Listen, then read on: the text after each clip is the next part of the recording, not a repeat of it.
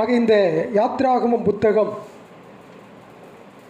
எகிப்தில் இஸ்ரவேல் ஜனங்கள் அடிமைகளாக இருந்து கர்த்தர் அவர்களை விடுவித்து நம்ம காலையில் வாசிக்க கேட்ட அந்த கர்த்தர் ஆபிரகாமுக்கு உடன்படிக்கை பண்ணி கொடுத்த அந்த கானான் தேசத்திற்கு வாக்குத்தத்தம் பண்ணப்பட்ட அந்த தேசத்தை அடைவதற்காக தமது முற்பிதாக்களோடு கடவுள் செய்த அந்த உடன்படிக்கையை அவர் நினைவு கூர்ந்து அதை அவர் மறக்காமல் அதை செய்து முடிப்பதை நாம் பார்க்கிறோம். அவர்கள் கிட்டத்தட்ட 40 வருடங்களாக அந்த வனாந்தரத்திலே அலைந்து திரிந்தார்கள். 40 நாளில் கானான் தேசத்தில் அவங்க என்டர் ஆகிருக்கலாம்.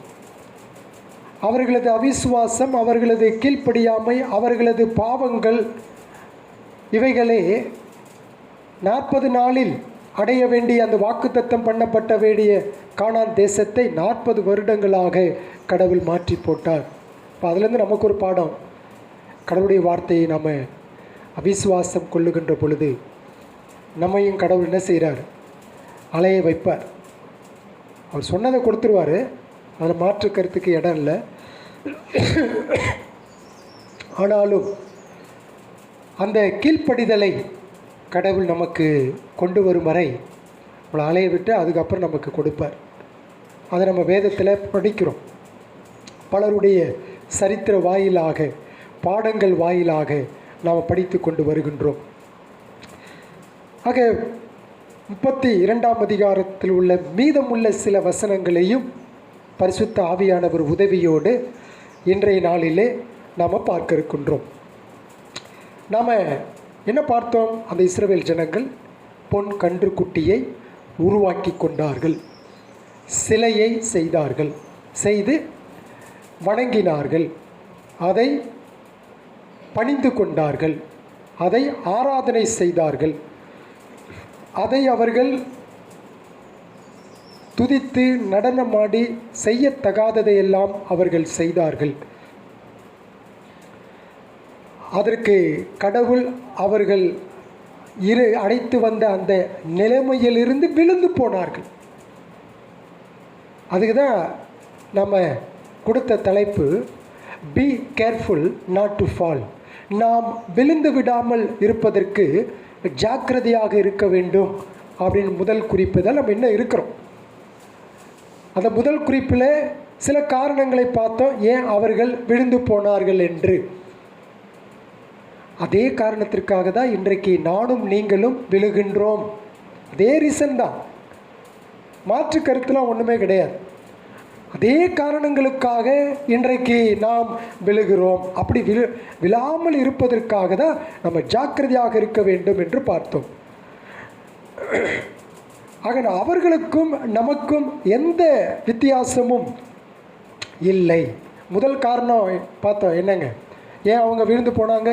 கர்த்தருடைய வார்த்தைக்கு கீழ்ப்படியாத பொழுது அவர்கள் விழுந்தார்கள். முதல் வசனத்திலே முதற் பகுதியிலே பார்த்தோம்.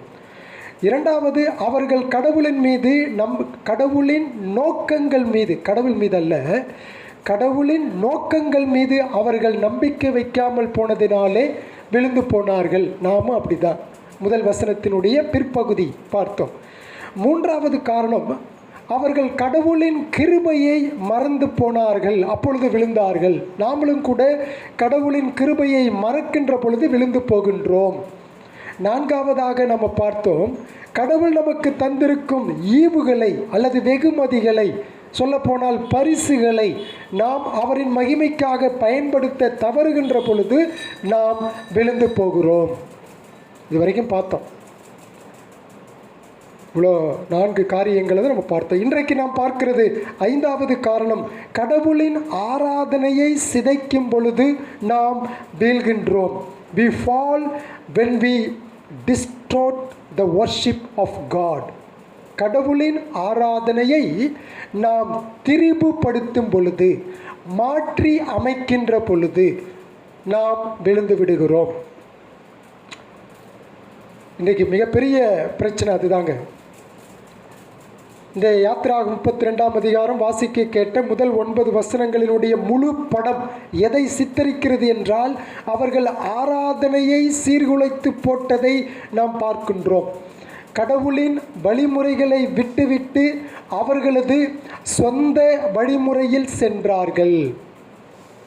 கடவுளுடைய வழிமுறையை விட்டுவிட்டு, அடிக்கடி நான் சொல்லியிருக்கிறேன், ஞாபகம் வச்சுங்க. ஆராதனை இப்படித்தான் அமைய வேண்டும் என்று வேதத்தில் எங்கும் நமக்கு சொல்லப்படவில்லை. நல்லா கவனிச்சுக்கணும், சரிங்களா?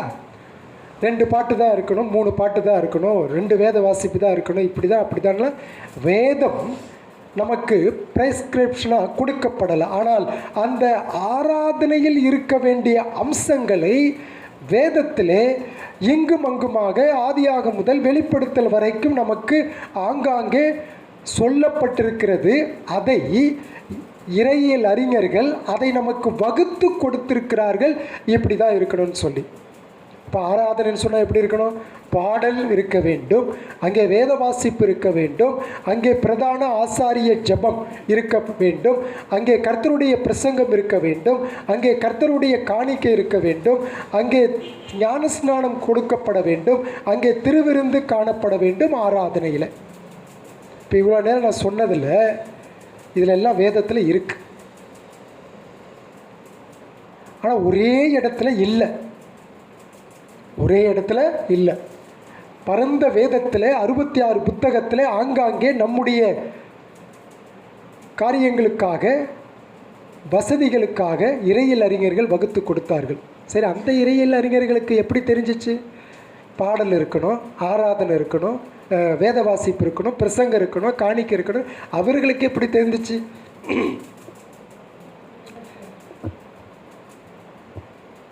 பழைய ஏற்பாட்டினுடைய ஆராதனை முறைகளை நாம் பார்க்கிறோம். பழைய ஏற்பாட்டுக்கும் புதிய ஏற்பாட்டுக்கும் இடைப்பட்ட காலத்தில் சைலண்ட் இயர்ஸ்ன்னு சொல்வார்கள், சரிங்களா? 400 வருஷ இடைவெளி. அதில் உண்டான ஜெப ஆலயம் அப்போ தான் உண்டாச்சு. ஜபாலயம் உண்டானது அப்போ தான். யூதர்கள் சிதறடிக்கப்பட்ட பொழுது ஜபாலயம் உண்டாக்கப்பட்டது. அந்த 400 வருஷம் கேப்பில் தான். அப்போ ஜபாலயம் உண்டாக்கப்பட்ட பொழுது அந்த ஜபாலயத்தில் என்னென்னலாம் செய்தார்கள் என்ற ஆராய்ச்சியை பார்க்கின்ற பொழுது அவர்கள் இதையெல்லாம் கடைபிடித்தார்கள். பாடல், வேத வாசிப்பு, பிரசங்கம், காணிக்கை, இப்படியெல்லாம் அதில் இருந்திருக்கு.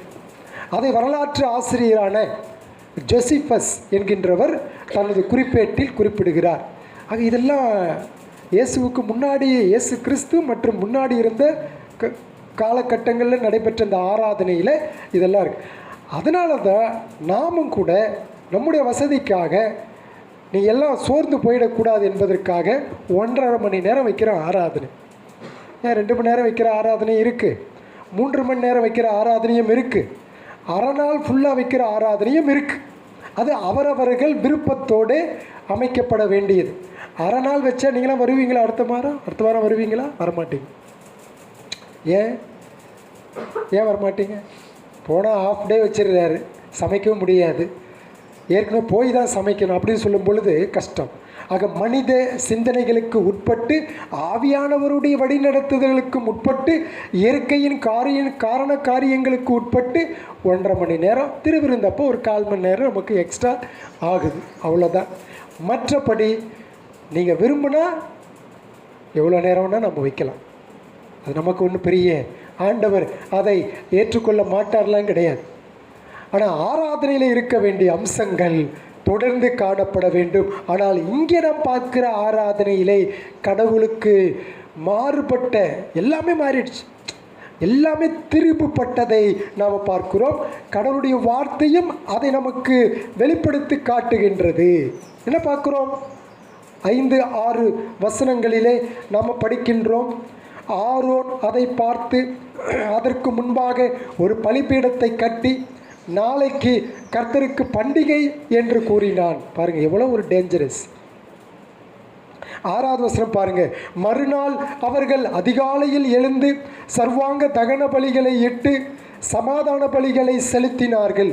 பின்பு ஜனங்கள் புசிக்கவும் குடிக்கவும் உட்கார்ந்து விளையாட எழுந்தார்கள். பயங்கரமான ஒரு சூழ்நிலையை இந்த இடத்திலே வேதம் நமக்கு பதிவு செய்திருக்கிறது. கடவுளுக்கு பதிலாக அவர்கள் முயற்சி எடுத்தார்கள். கடவுளுடைய ஆராதனை எப்படி இருக்குன்னு சொல்லி அவர்களுக்கு கற்றுக் கொடுத்தார் இல்லைங்களா? அவர் எப்படிப்பட்ட தேவன் சொல்லி 19ஆம் அதிகாரத்தில் நம்ம பார்க்குறோம். ஏன்னா 20ஆம் அதிகாரத்தில் அந்த 10 கட்டளையை கடவுள் கொடுக்குறார்.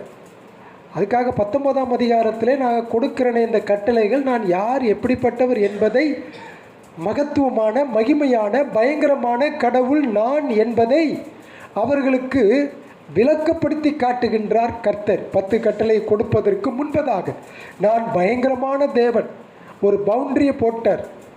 இந்த ஆடு மாடு கூட வரக்கூடாதுன்னு சொல்லி, மிருகங்கள் முதலாய் மனிதர்கள் முதலாய் ஒன்றும் இதை தாண்டி வரக்கூடாது. அவ்வளவு பயங்கரமான கடவுள்.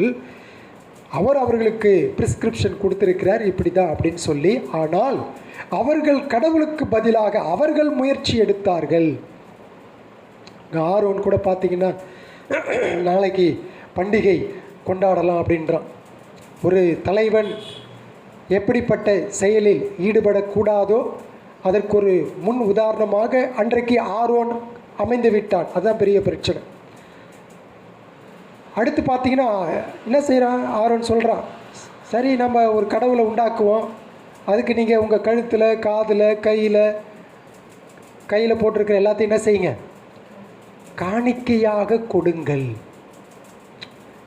அப்போ அந்த இடத்துல கடவுளை ஆராதிக்கிறோம் என்ற பெயரிலே காணிக்கை கட்டாயப்படுத்தப்பட்டது. ஆராதனையில் காணிக்கை என்ன செய்யப்படக்கூடாது, கட்டாயப்படுத்தப்படக்கூடாது. ஆராதனையிலே காணிக்கை அவர்கள் இருதயத்தின் விருப்பத்தோடு ஒவ்வொருவரும் கொடுக்க வேண்டியது. ஏழை குறைவாக கொடுப்பான், நடுத்தரமானவன் அவர்களுக்கு தகுந்த மாதிரி, உயர்ந்தவன் அதற்கு தகுந்த மாதிரி, எப்படி வேணாலும் காணிக்கை கடவுளுக்கு அவர்கள் இருதயத்திலே தோன்றுகின்ற அளவின்படி கொடுக்கப்பட வேண்டும். இன்னைக்கு இது குறித்து பெரிய பிரச்சனை இல்லைங்களா? காணிக்கை குறித்து பெரிய பிரச்சனை. நீ காணிக்கை கொடுக்கலன்னா ஆண்டவர் உன்னை என்ன செய்ய மாட்டார், ஆசீர்வதிக்க மாட்டார்னு பயமுறுத்திடுறான். ஆராதனையில் தசமபாக நீ கொடுக்கலன்னு சொன்னால் கர்த்தர் உன்னை என்ன செய்ய மாட்டார், உன்னைய விளங்காமல் பண்ணிடுவார்னு சொல்லியே இன்றைக்கி எத்தனையோ பேர் பயமுறுத்தி காணிக்கை வாங்குவதை நாம் பார்க்குறோம். காணிக்கை கொடுக்கறது சரி, தசமபாகம் கொடுக்கறது சரி, எல்லாமே சரிதான், அதில் தப்பு கிடையாது. ஆனால் அதை கட்டாயப்படுத்தும்படியாக வேதம் சொல்லப்படவில்லை. அதை அவன் விருப்பத்தோடு கேட்காமலே கொடுப்பான். எப்படி கொடுப்பான்? கேட்காமலே கொடுப்பான். எப்படி கொடுப்பான்? அவன் எதையும் யோசிக்க மாட்டான். எனக்காக என் ஆண்டவர் இயேசு கிறிஸ்து பாவியாக இருந்த எனக்காக அவர் தன்னையே எனக்காக கொடுத்தபடியினாலே இந்த காணிக்கை எம்மாத்திரம், நான் அவருக்காக எதையும் தாண்டி கொடுப்பேன் என்று வாரத்தின் முதல் நாளிலே கொண்டு வந்து போடுகிறான். பார்த்தீங்களா? காணிக்கை 10 ரூபாய் 20 ரூபா 50 ரூபான்னு. அவனே ஆசீர்வதிக்கப்பட்டவன். அதுக்காக 10 ரூபா 20 ரூபா 50 ரூபா போட்டால் போட தான் சொல்கிறாரு, அதுக்கு மேலே போட சொல்லலான்னு நினச்சிடாதீங்க, சரிங்களா? உங்களால் கடவுள் எவ்வளவு கொடுக்க முடியுதோ அவ்வளவு கொடுக்க முடியும். எதுக்கு சொல்ல வர அப்படின்னு சொன்னால், அப்படி போடுகின்ற பொழுது அந்த இருதயத்தோடு தாழ்மையோடு நீங்கள் போட்டீங்கன்னு சொன்னால் அந்த ஆராதனையிலே நீங்கள் போடுற காணிக்கை அங்கீகரிக்கப்படும் அப்படின்னு சொல்ல வர. கட்டாயப்படுத்திட்டாங்க. இன்றைக்கி ஆராதனையில் காணிக்கை கொண்டு வான்னு கட்டாயப்படுத்துகிறாங்க. ஏன்? ஒருத்தர் சொன்னார், ஒருத்தர் உள்ள பேரை சொல்லிடுறேனே, ஹென்ரியே சொன்னார் இங்கே இருக்கும்போது, பாஸ்டர் நீங்களாம் சென்னையில் இருந்தீங்கன்னா நேரெலாம் எவ்வளோ டெவலப் ஆகிருக்கலாம் தெரியுமா, போய் நீங்கள் புதுக்கோட்டை வந்ததுனால தான் டெவலப்பே ஆகலைன்னார். ஏன் அப்படின்னு கேட்டால் அவர் சொன்னார், காணிக்கை அள்ளி மிரட்டிடுவாங்க பாஸ்டர்ஸ்லாம். வீட்டுக்கு போனாலே பைபிளை திறந்தாலே கையில் கொண்டு அப்படி பைபிளுக்குள்ளே வச்சுருவான். அவ்வளவு காணிக்கை. ஒரு வாரத்துக்கு ஒரு 5 வீடு நீங்கள் விசிட் பண்ணால் போதும், கிட்டத்தட்ட 5000லேருந்து 10,000 ரூபாய் உங்களுக்கு என்ன வந்துடும், காணிக்கை வந்துடும். அந்த வாரம் ஃபுல்லாக நீங்கள் ஓட்டிடலாம். அடுத்த வாரம் இன்னொரு 5 வீட்டுக்கு போனீங்கன்னா போதும். அது என்ன தெரியுமா மறைமுகமாக சொல்கிறாரு, பிச்சைக்கார தொழில். அதான் மறைமுகமாக கௌரவ பிச்சை. அது இது மற்றவர்கள் பிச்சை. என்னை பொறுத்தவரை அதுதான். அப்படி ஆண்டவர் எங்கேயுமே சொல்லலை. வீட்டுக்கு போகலாம், ஜெபம் பண்ணலாம், அவங்க சொல்கிற ப்ரேயர் ரெக்வஸ்ட்டுக்கு ஜெபம் பண்ணிட்டு வரலாம். ஆனால் என்ன செஞ்சிடக்கூடாது, நான் ஜெபம் பண்ணால் நீங்கள் என்ன கொடுக்கணும், காணிக்கை கொடுக்கணும் அப்படின்ற விதிமுறையெல்லாம் இல்லை. நீங்கள் விருப்பப்பட்டு நீங்கள் கொடுக்குறதுல எப்போயாவது கொடுக்குறத நான் ஏற்றுக்கொண்டு இருக்கிறேன், வாங்கியிருக்கிறேன். அதில் எனக்கு அதிலெல்லாம் உடன்பாடு இருக்குது. நான் வரும்பொழுதெல்லாம் நீங்கள் காணிக்கை கொடுங்க ஆண்டவர் சொல்லலை. ஆனால் இங்கே காணிக்கை ஆராதனையில் கட்டாயப்படுத்தப்பட்டது, அது ஆராதனை அல்ல. அதையும் பார்த்துக்கணும். கடவுளது பாதுகாப்பான கடவுளின் பிரசன்னம் அங்கே இல்லை. கடவுள் வகுத்து கொடுத்த அந்த பிரசன்னம் அங்கே இல்லை. கடவுளுடைய பிரசன்னம் இருந்திருந்தா அவன் அங்கே ஆடி இருப்பானா? அவன் அங்கே ஆடைகளையெல்லாம் களைந்து போட்டு நான் யெகோவா கடவுளை தான் வழிபடுறேன்னு சொல்லி ஒரு பொன் கன்று குட்டியை உருவாக்கி இசையோடும் நடனத்தோடும் பயங்கரமான சத்தத்தோடும் அங்கே அவர்கள் கடவுளது பாதுகாப்பான அவருடைய பிரசன்னம் அங்கே சுத்தமாக கிடையாது.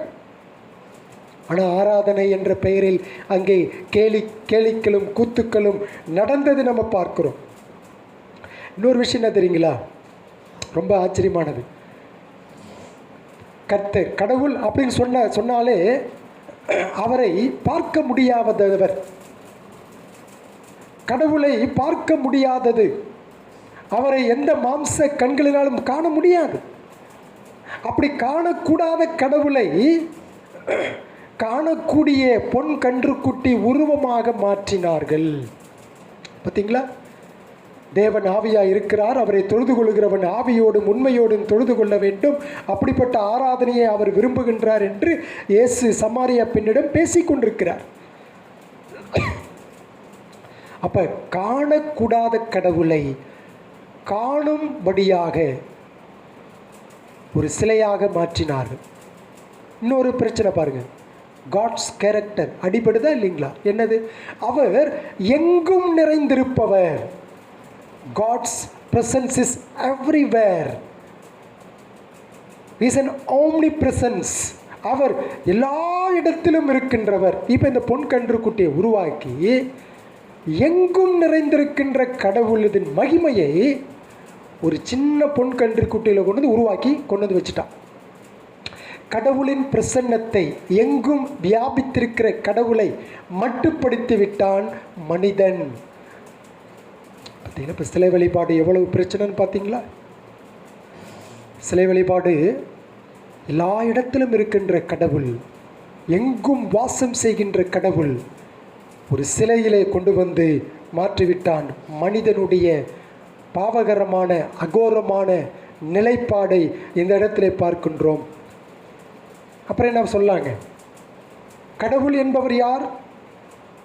தாம் படைத்த மனிதனோடு உறவு கொள்கின்றவர், ஐக்கியம் கொள்ளுகின்றவர், பேசுகின்றவர், அவனுடைய மனசாட்சியிலே நான் இருக்கிறேன் என்பதை வெளிப்படுத்தி கொண்டிருக்கின்றவர், அவன் பாவம் செய்கின்ற பொழுது அவனை எச்சரிக்கிறவர், அவனோடு உறவு கொள்ளுகின்றவர். அதான் கடவுள். ஏதோ என்னோட உறவு கொள்ளாத, என்னிடத்தில் பேசாத, என்னிடத்தில் ஐக்கியம் இல்லாத, எங்கேயோ ஒரு இடத்துல இருக்கிறது போல நான் ஃபீல் பண்ணுறது கிடையாது. உங்களோடும் என்னோடும் உறவு கொள்ளுகின்ற பார்க்க முடியாது, அவ்வளோதான். உங்கள் மனசாட்சிக்கு தெரியும். நான் இன்றைக்கு ஆண்டவரோடு பேசினேன், ஆண்டவர் என்னோட பேசினார் அப்படின்ற ஒரு வரைமுறையை கடவுள் நமக்கு வைத்திருக்கிறார். அப்போ என்ன பார்க்குறோம்? ஒரு தனிப்பட்ட கடவுள், ஜீவிக்கிற தேவன் இந்த இடத்துல உயிரற்ற, பேச முடியாத, உறவு கொள்ள முடியாத ஒரு ஜடமாக, ஒரு சிலையாக மனிதன் மாற்றி போட்டான் ஆராதனையிலே. இன்றைக்கும் நிறைய கோவில்களிலே, அதாவது கிறிஸ்தவ கோவில்களிலே ஜீவிக்கிற தேவன் இல்லை, உறவு கொள்ளுகின்ற தேவன் இல்லை, அவர்களோடு ஐக்கியப்படுகின்ற தேவன் இல்லை. அவர்கள் நாங்கள் கடவுளை தான் ஆராதிக்கிறோம் என்ற போர்வையில் வந்து ஆராதித்து பாடினாலும், வேதத்தை வாசித்து ஜெபித்தாலும் அங்கே கடவுள் அவர்களோட பேசுவதில்லை, அவர்களோட உறவு கொள்வதில்லை, அவர்களோட ஐக்கியம் கொள்வதில்லை.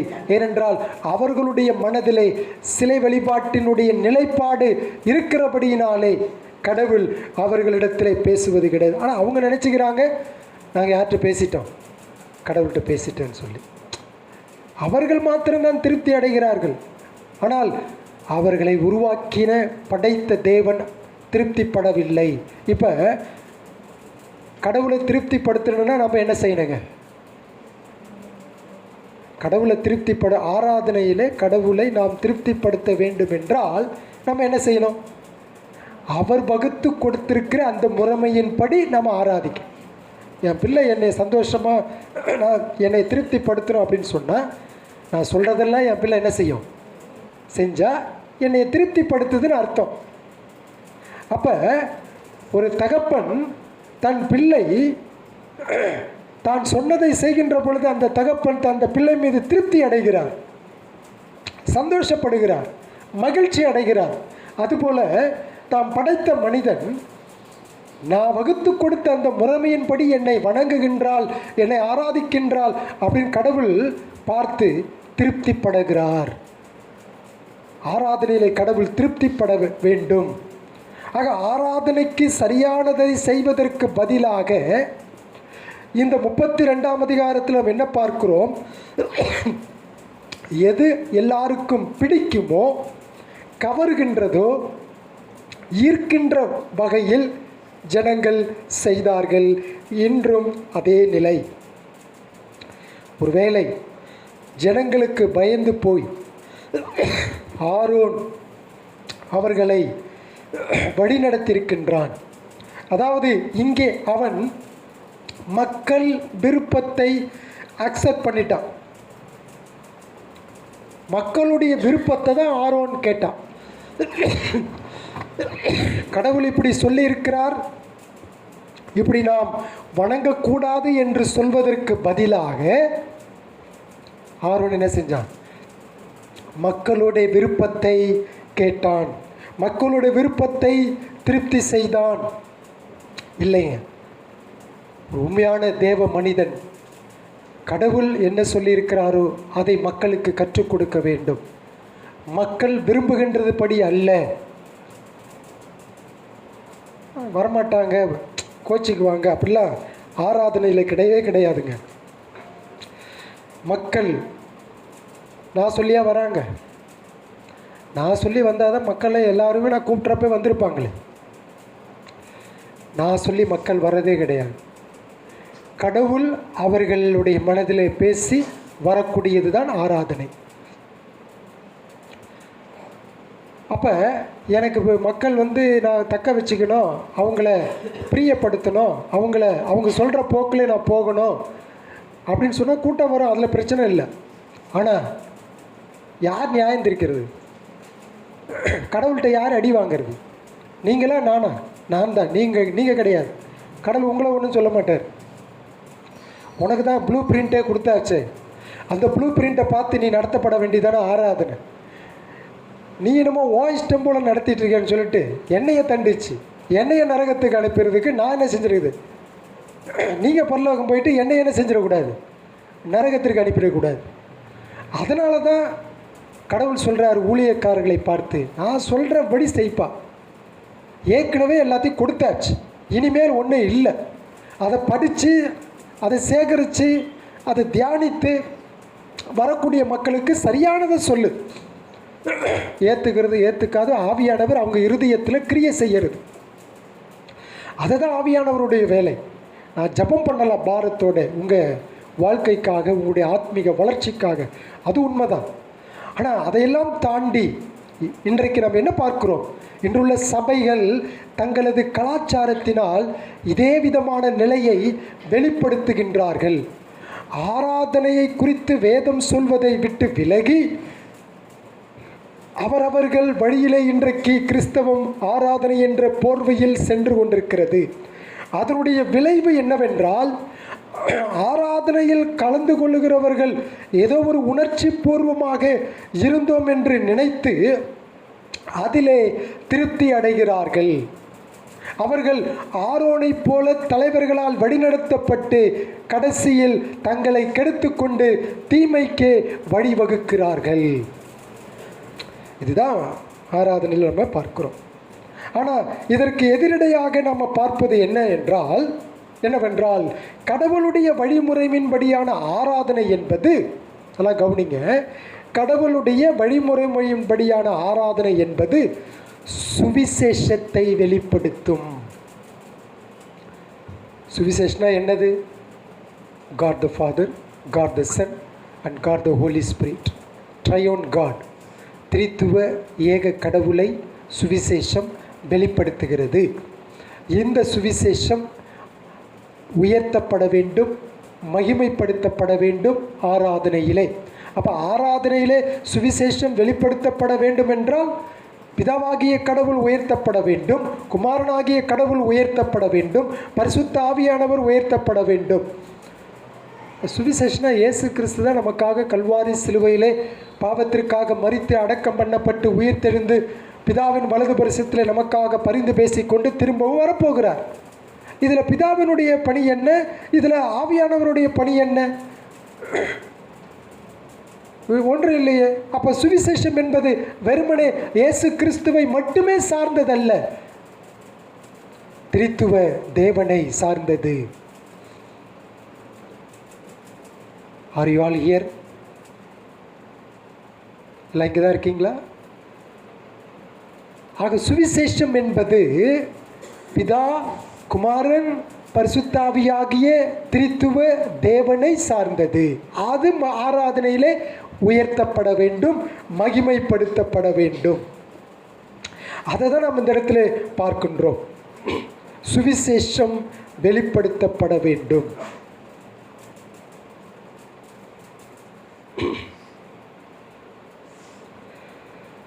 சுவிசேஷத்தால் நிறைந்த ஆராதனையானது என்ன பார்க்கிறோம்? பாவிகள் எப்படி பாவ மன்னிப்பையும் பரிசுத்த கடவுளை வணங்க முடியும் என்று கூறுகிறது.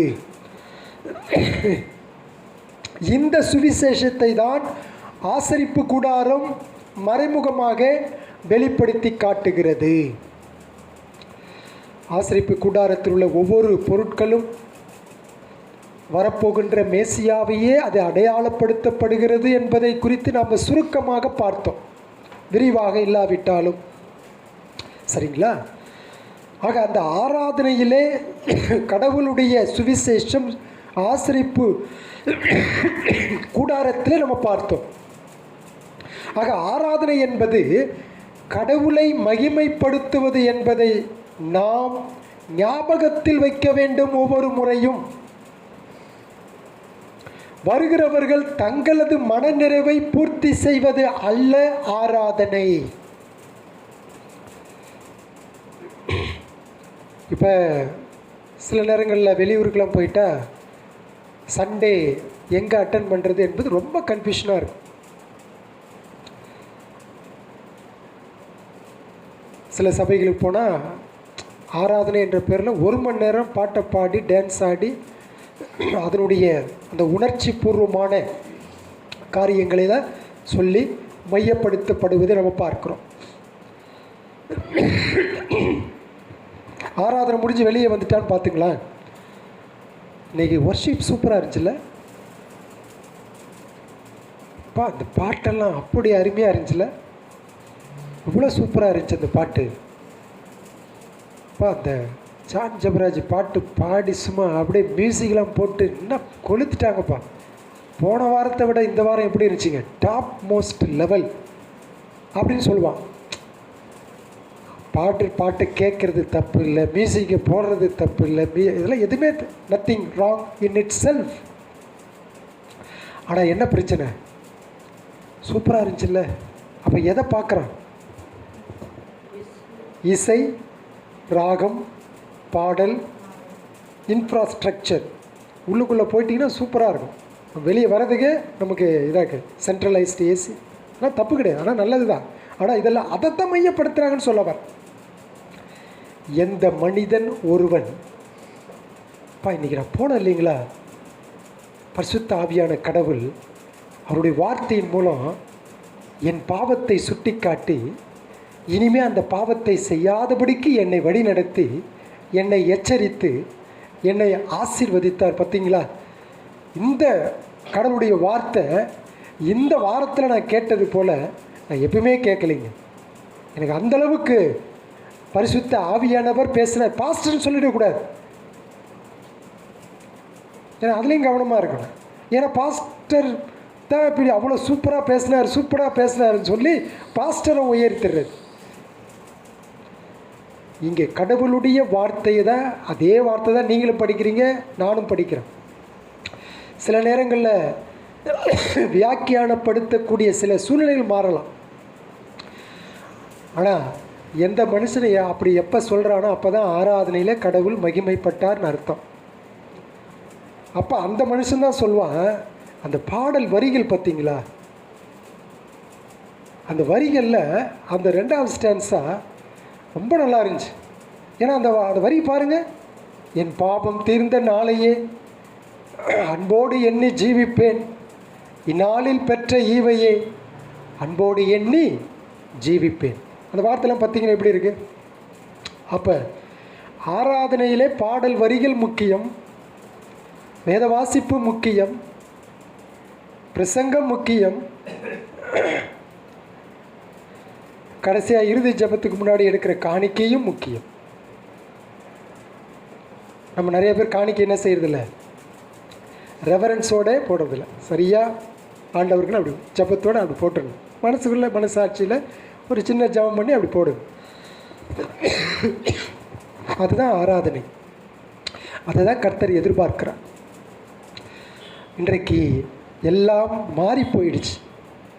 கடவுளை மகிமைப்படுத்துவது ஆராதனை என்பதை ஞாபகத்தில் வைக்க வேண்டும். அப்போ வெளியூருக்கெல்லாம் போனால் அதான் பிரச்சனை. இப்போ எங்கள் டாக்டர்கிட்டே சொல்லியிருக்கிறேன், இந்தந்த சபை இருந்தால் கண்டுபிடிச்சி போப்பான்னு சொல்லி. சிஎஸ்ஐ மட்டுமெல்லாம் போய்க்க, ஒன்றும் பிரச்சனை இல்லை. ஆனால் அங்கே கடவுளுடைய வார்த்தை என்ன சொல்லுது என்பதை கவனி. வித்தியாசமாக இருக்குப்பான்னு சொல்லிகிட்டே இருப்பாளா? ஆமாம், நான் சொன்னா இல்லையா? வித்தியாசமாக தான் இருக்கும். ஆக நீயே என்ன செய்யணும்? புரிஞ்சு கொள்ளணும், அதை அறிஞ்சு கொள்ளணும். ஏன்னா நீ வாலிப பிள்ளை. எது சரி, எது தப்பு, எது வேதம், எது வேதத்தில் இல்லை, அதெல்லாம் சரியாக நீ புரிஞ்சுக்கணும். ஆக இந்த இடத்துல பார்க்கின்றோம், ஆராதனையை கடவுள் மகிமைப்படுத்தப்பட வேண்டும். இன்றைக்கு நிறைய மக்களுக்கு தேவை என்ன தெரியுங்களா?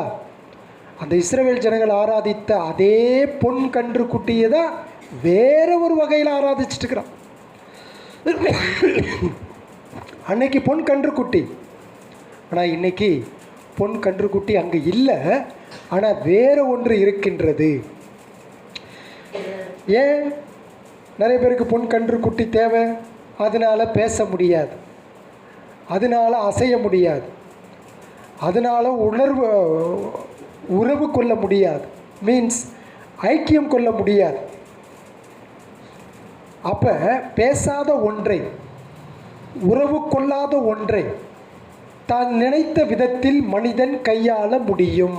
பார்த்தீங்களா? பேசுகிற கடவுளாக இருந்தால் சும்மா விட்டுருப்பாங்களா? ஏய் நீனா ஏன் உன் இஷ்டப்படி நீ ஆராதிக்கிற, நான் சொல்கிறபடி நீ ஆராதின்னு சொல்லுவார். பொன் கன்று குட்டினால் என்ன செய்ய முடியாது? பேச முடியாது, உறவு கொள்ள முடியாது, ஐக்கியம் கொள்ள முடியாது. ஆக பேசுகின்ற அவர்களோடு உறவு கொள்ளுகின்ற கடவுளை மக்கள் விரும்பவில்லை. பார்த்தீங்களா? இன்னைக்கு கல், மண், படம், சிலை, இதுக்கு முன்னாடி பயபக்தியாக அப்படி விழுவான். பேசாது, உறவு கொள்ளாது, ஐக்கியப்படாது, ஆனால் அதை விரும்புகிறான். பேசுகின்ற ஒரு கடவுள் இருக்கின்றார், ஜீவனுள்ள தேவன் இருக்கின்றார் என்பதை அவன் விரும்பவில்லை. ஆக ஆண்டவருடைய நாமத்தை பயன்படுத்தி ஆராதனை நடத்தலாம், ஆனால் உண்மையிலேயே அது ஆண்டவர் இல்லாத ஆராதனையாக கூட இருக்கும். பாரம்பரிய ஆராதனையாக கூட இருக்கலாம், ஆனால் ஆராதனை அங்கீகரிக்கப்பட்ட ஆராதனையாக இருக்காது. கடவுளால் அங்கீகரிக்கப்பட்ட ஆராதனையாக அது இருக்காது. அப்போ ஆராதனையில் அவர்கள் திரிபுப்படுத்தினார்கள். நம்ம ஆராதனை என்ன செய்யக்கூடாதுங்க, திரிபுப்படுத்தக்கூடாது. அவங்க வந்து பார்த்திங்க சொன்னால் வித்தியாசமான செஞ்சாங்க. இப்போ அடுத்த பாயிண்ட்டு தான் ரொம்ப முக்கியமானது. அதாவது என்ன பார்க்கிறோம் அப்படின்னு சொன்னால், அவர்கள் தேவனுடைய மகிமையை பரிமாறிக்கொள்ளும் பொழுது விழுந்து போனார்கள். We fall when we exchange the glory of God. கடவுளின் மகிமையை அவர்கள் மாற்றிவிட்டார்கள். 8வது வசனம் பாருங்க. யாராவது வாசிங்க 8வது வசனம். அவர்களுக்கு நாம் விதித்த வழியை அவர்கள் சீக்கிரமாய் விட்டு விலகினார்கள். அவர்கள் தங்களுக்கு ஒரு கட்டுக்குட்டியை வாங்கிட்டு அதை பணிந்து கொண்டு அதற்கு படித்து இஸ்ரவேலரே, உங்களை எகிப்து தேசத்திலிருந்து அழைத்து கொண்டு வந்த உங்கள் தெய்வங்கள் இவைகளே என்று சொன்னார்கள். பார்த்தீங்களா எவ்வளோ? 8வது வசனத்தில் கடவுள் தான் அவர்களை அழைத்து வந்தார், மீட்டார்.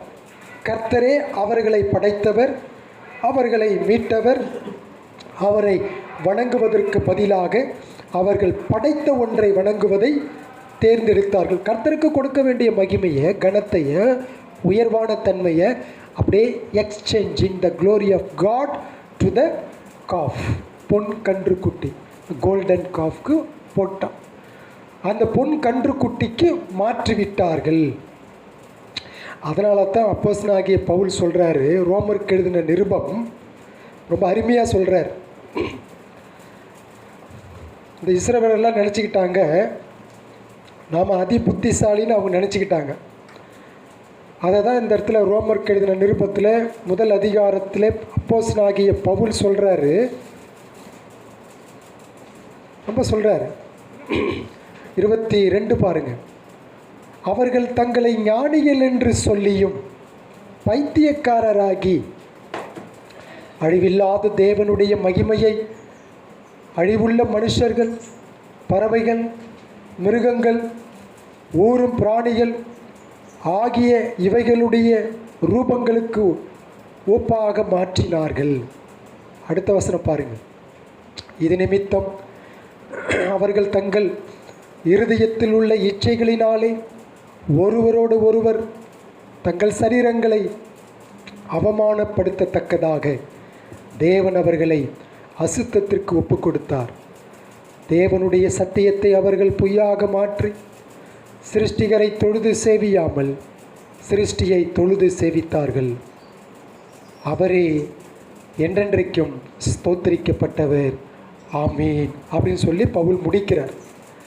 என்ன அப்படின்னு சொன்னால், அவர்கள் படைத்தவர் அவர், மீட்டவர் அவர்.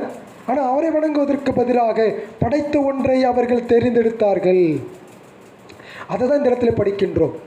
ஆக உருவாக்கப்பட்ட எந்த பொருளும் உருவ வழிபாடாக மாறிவிடலாம். அது ரோமரில் வாசிக்க கேட்டோம். இப்போ 1ஆம் அதிகாரத்தில் வாசிக்க கேட்டோம். பொதுவாக மக்களுடைய மென்டாலிட்டி எப்படி இருக்கும் அப்படின்னு சொன்னால், அவர் மனிதனை விட மனிதன், ஆணும் பெண்ணு கடவுளை படைக்கப்பட்ட இல்லைங்களா, அந்த மனுஷன் பார்ப்பான் தன்னை விட எது சிறந்ததாக இருக்கிறதோ அது எது வேண்டுமானாலும் இருக்கலாம், அதை கடவுளாக அல்லது சிலையாக மாற்றிவிட முடியும். அதுதான் உண்மை, அதுதான் உண்மை. மனுஷன் அதை கடவுளாக ஏற்றுக்கொள்வான், கடவுளை அதை வணங்கிடுவான் கடைசியில். அதான் பிரச்சனை. இப்போ உதாரணத்துக்கு கடவுள் படைத்தார் இல்லைங்களா, 6 நாளில் எல்லாவற்றும் ஒவ்வொன்றா படைத்தார். எந்த படைப்பு மிக சிறந்த படைப்புன்னு நீங்கள் யோசிக்கிறீங்க? 6 நாளில்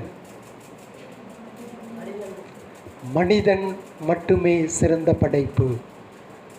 ஏன் அப்படி சொல்கிறீங்க?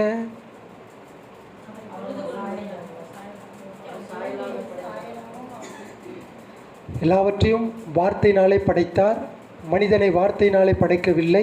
களிமண்ணை எடுத்தார், மனித உருவம் செய்தார், அவன் லைஃப்லெஸ்ஸாக தான் இருக்கிறான். தன் ஜீவ சுவாசத்தை அவன் ஆசியில் ஊதினார், பின்பு அவன் ஜீவ ஆத்மாவானான். சரிங்களா?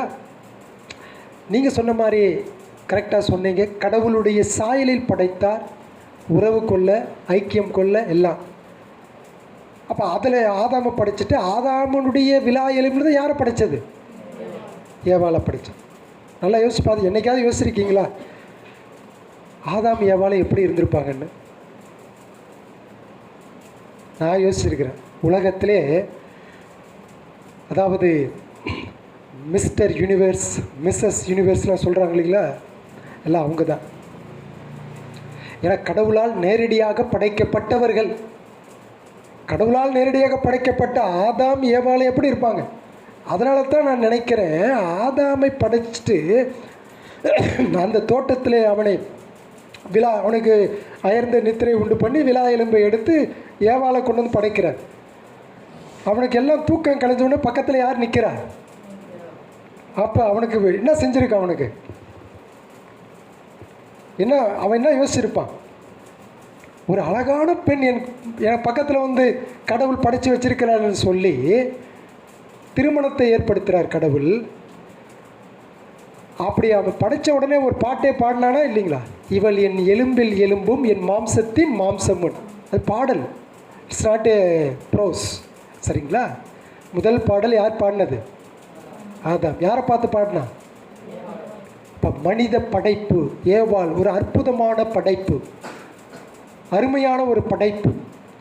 அப்போ அந்த படைப்பை ஆதாம் பார்த்து கடவுள் எனக்கு கொடுத்த கிஃப்ட்னு சொல்லி அது பாடலால் பாடி கடவுள் அவங்க ரெண்டு பேரையும் திருமணத்தில் இணைச்சி வச்சு அந்த சராசரி வயதில் அவன் திருமணத்துக்கு எந்த வயசில் பண்ணுமோ அந்த வயசில் ஆதாமை படிச்சிட்டார், ஏவாளையும் படிச்சிட்டார். அவங்க ரெண்டு பேரும் தாயின் வயிற்றில் பிறக்காதவர்கள், கடவுளால் வந்தவர்கள். பெஸ்ட் கிரியேஷன் வந்து ஹியூமன் பீயிங் தான்.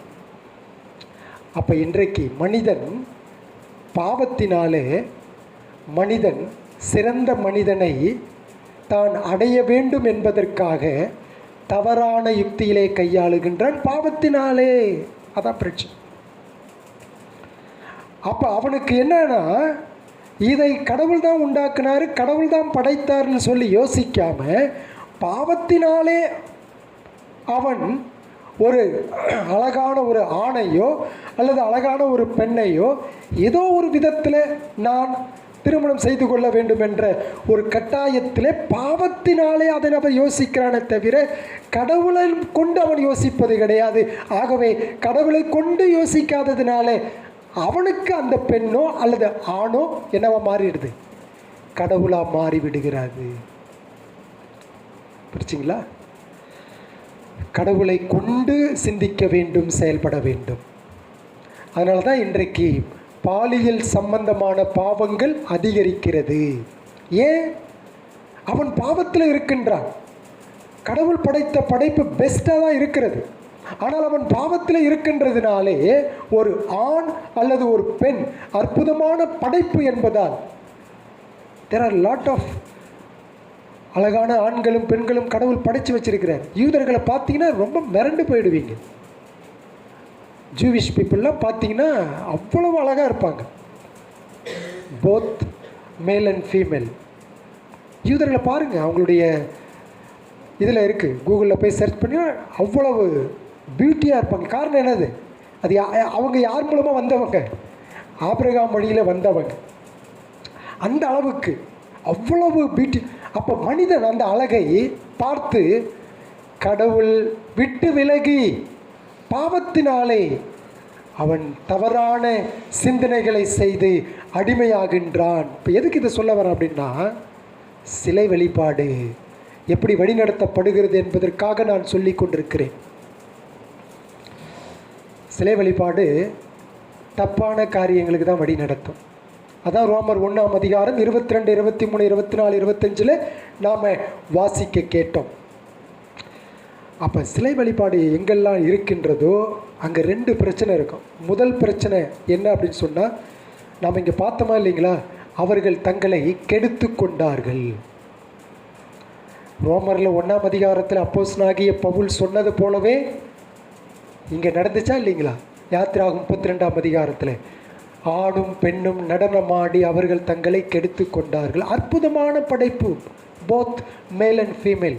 பட் பாவம், சிலை வழிபாடு வந்த உடனே தகாததை அவர்கள் செய்து தங்களை கெடுத்து கொண்டார்கள்.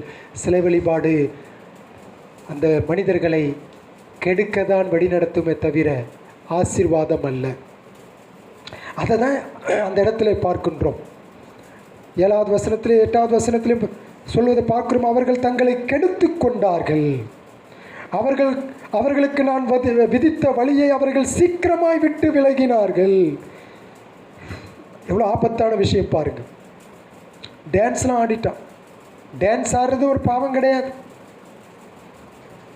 டான்ஸ் ஆடுறது பாவமுங்களா? நான் அப்படி தான் எத்தனையோ முறை தனிப்பட்ட முறையில் இருக்கும்போது ஆடி இருக்க எங்கள் பிள்ளைங்களாம் பார்த்து சிரிப்பாங்க தான். நான் அப்பா இப்படி டான்ஸ் ஆடுறாரு. ஆனால் நான் இங்கே ஆடணும் நீங்கள் என்ன சொல்லி பைத்தியக்கார மாதிரி ஆடிட்டுருக்கான்னு சொல்லுவீங்களா? சொல்ல மாட்டேன்.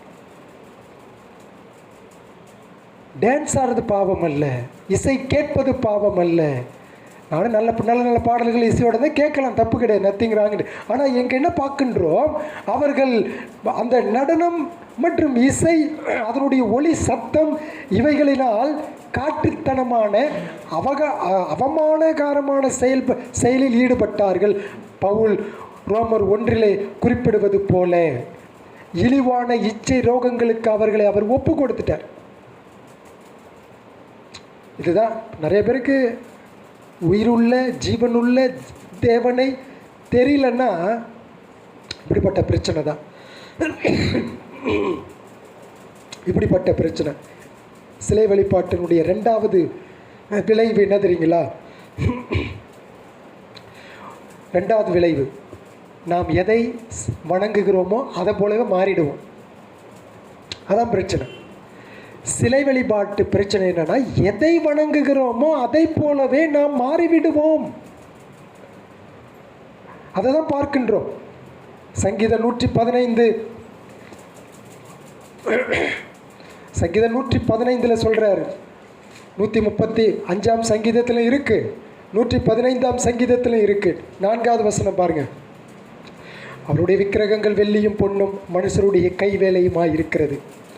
வாயிருந்தும் பேசாது, கண்ணிருந்தும் காணாது, காதிருந்தும் கேளாது, மூக்கிருந்தும் முகராது, கையிருந்தும் தொடாது, காலிருந்தும் நடவாது, தங்கள் தொண்டைகளால் சத்தமிட மாட்டாது.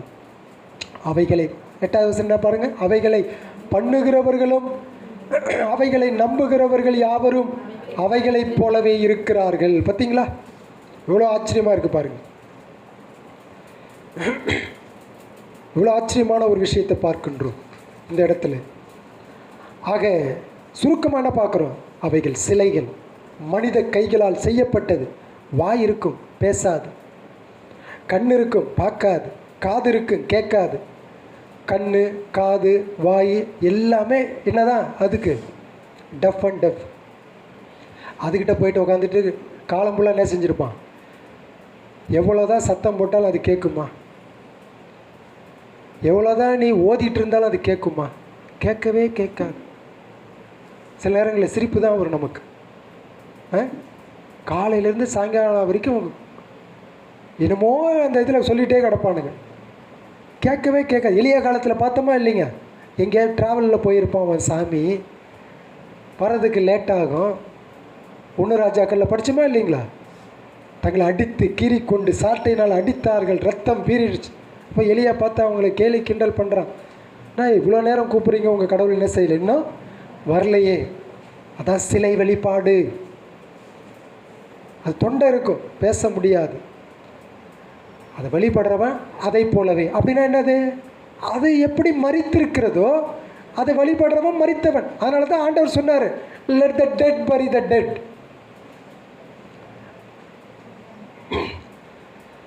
மரித்தவர்களை மரித்தவன் அடக்கம் பண்ணட்டும், நீ என் பின்ன வாப்பான்றார். புரிஞ்சிச்சுங்களா அந்த வசனம் என்னன்னு? செத்து போனவனும் செத்து போயிட்டான், அங்கே கூட இருக்கிறவங்களாம் செத்து போனவன், கூட உட்காந்து அழுதுட்டு இருப்பாங்க இல்லையா, அவனும் செத்து போனவன். நீ நினைக்கிற செத்து போனவனு மட்டும்தான் செத்து போகணும்னு நினைக்கிறப்பா, கூட இருக்கிறவனும் செத்து போயிட்டான், அவங்க அடக்கம் பண்ணட்டான், நீ என் பின்னாடி வாப்பான்ற. அதான் விஷயம். சிலை வழிபாடு மரித்த கடவுளைப் போலவே அதாவது உண்டு பண்ணிடும். ஆகையினாலே மக்கள் விழுந்து போனார்கள். இன்றைய மக்கள் விழுந்து போகிறார்கள். ஆக விழுந்து விடாமல் இருக்க என்ன செய்ய வேண்டும்? ஜீவனுள்ள தேவன் பிதா, குமாரன், பரிசுத்த ஆவியான கடவுளை ஆராதிக்க வேண்டும். கிறிஸ்துவின் முகத்தில் தேவனுடைய மகிமையை நாம் பார்க்க முடியும். என்னை கண்டவன் பிதாவை கண்டான். முடிஞ்சு போச்சு. அப்போ இந்த இடத்துல கிறிஸ்து இருக்கின்றார். கிறிஸ்துவனுடைய மரணம், அடக்கம், உயிர்த்தெழுதலை நாம் பார்க்கின்ற பொழுது கிறிஸ்துவின் மூலமாக நாம் கடவுளை பார்க்க முடியும். கடவுளத்தில் கிட்டி சேர முடியும். உருவமா? இல்லை, என்னுடைய இருதயத்தில், என்னுடைய மனசாட்சியில் அவரை பார்க்க முடியும், அவரை போற்ற முடியும், அவரை மகிமைப்படுத்த முடியும். அப்போ கிறிஸ்துவை நீங்கள் ஆராதித்தால் யாரை போல மாறிடுவீங்க? கிறிஸ்துவை போல மாறிடுவீங்க. சிலையை ஆராதித்தா சிலையை போல மாறிடுவீங்க. இப்போ நீங்களும் கிறிஸ்துவை போல மாற முடியும். எப்போ? ஜீவனுள்ள தேவனை. இப்படி தான் நாம் மாற்றப்படுகின்றோம். சிலை வழிபாட்டை வழிபடுகிறவன் அந்த சிலையைப் போலவே ஒத்திருப்பான். நீங்களும் நானும் ஜீவனுள்ள தேவனை வழிபடுவதனாலே அந்த ஜீவனுள்ள தேவனைப் போலவே மாறிவிடுவோம். பாருங்க, எப்படி அழகாக கடவுள் நமக்கு அது கற்றுத்தருகின்றார். ஆக நாம் எதை வணங்குகிறோம் என்பது ரொம்ப முக்கியம். அப்படி வணங்குவதை போன்றதான் நீங்கள் ஒத்திருப்பீர்கள். அந்த கிறிஸ்துவின் சிந்தை உங்கள் இருதயத்தில் வரும். கிறிஸ்துவனுடைய எண்ணம் உங்கள் இருதயத்தில். நீங்கள் பாப்பா உட்கார். கிறிஸ்துவனுடைய சிந்தை, கிறிஸ்துவனுடைய எண்ணம், கிறிஸ்துவனுடைய தன்மை நீங்கள் கடவுளை ஆராதிக்கும் பொழுது வந்துடும். ஆலாபசரனா வந்துடுமா? கொஞ்சம் கொஞ்சமாக அவருடைய சாயலில் 100% என்ன செஞ்சிருவீங்க? மாறிவிடுவீர்கள். 101% மாறும் பொழுது தான் எங்கே போயிடுவோம்?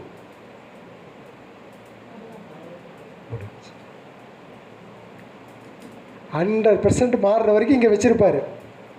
101 எப்போ தொட்டுட்டோமோ அப்போ எங்கே போயிடுவோம்? பரலோகத்துக்கு ஆண்டவர் நம்மளை எடுத்துக்குவார். இங்கே கிடையவே கிடையாது. 101வது பாயிண்ட் பூமியில் கிடையவே கிடையாது. அப்போ கர்த்தரை ஆராதிப்போம், அவருடைய சாயலை பெற்றுக்கொள்வோம். நிச்சயமாக நம்முடைய ஆராதனையை கடவுள் அங்கீகரிப்பார். ஜெபிப்போம். நல்ல ஆண்டவரை உம்மை துதிக்கிறோம். உம்முடைய கிருபைக்காக, உம்முடைய இரக்கங்களுக்காக ஸ்தோத்திரம். தொடர்ந்து ஆண்டவரே உம்முடைய வார்த்தையை கொண்டு நீர் என்னோட பேசும். தொடர்ந்து நாங்கள் உம்மை ஆராதித்து உம்மை வெளிப்படுத்தப்பட உம்மை ஆராதிக்க உதவி செய்தரலும். உம்முடைய குணங்கள், உம்முடைய தன்மைகள் எனக்கும் எங்களுக்கும் தந்து வழிநடத்தும் ஆசீர்வதியும். இயேசு கிறிஸ்துவின் மூலம் ஜெபிக்கிறோம் நல்ல பிதாவே. ஆமென்.